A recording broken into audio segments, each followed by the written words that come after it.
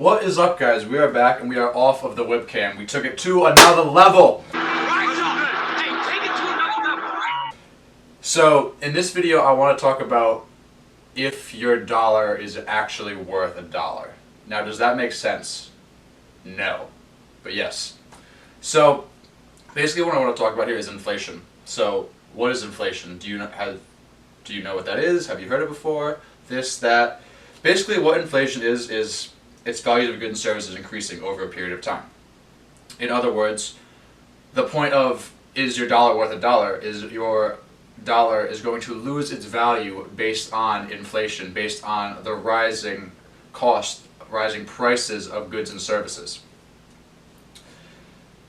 This really impacts living itself because it will eventually lead to deceleration in economic growth.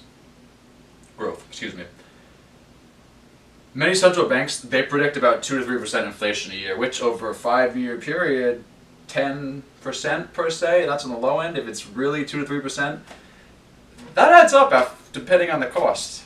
You know, it really does. Like, think of something you buy and then take 2% of it and multiply by 5. That does add up. But no one thinks of it. No one thinks of it that way. Basically, there's 3 types of inflation. The first one is demand pull inflation. This one basically says the overall demand for goods and services increases in the economy more rapidly than the economy's production capacity. In other words, high demand, low supply. You need it, you don't have it. Boom. The second one, cost push inflation. This one basically says there's an increase in prices of production process inputs. So, what does that mean? It means if a product's wanted, you have to pay someone more to make it. In other words, increase labor costs to manufacture a good. That's what it means. The third type, built-in inflation. This is more so steady inflation, which is the most common one you're going to see.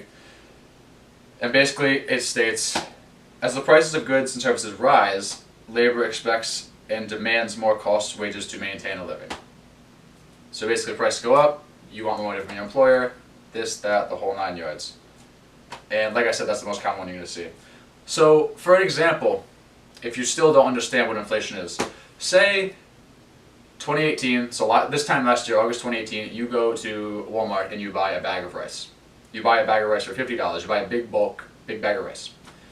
This year, you go to that same Walmart, you get the same bag of rice, but it's $53. So you got the same bag of rice, you're making the same amount of money, but the bag of rice is more expensive. And that's why your dollar may not always be worth $1. I hope this helped. I hope this made a lot of sense. Thank you guys for watching. See you in the next one.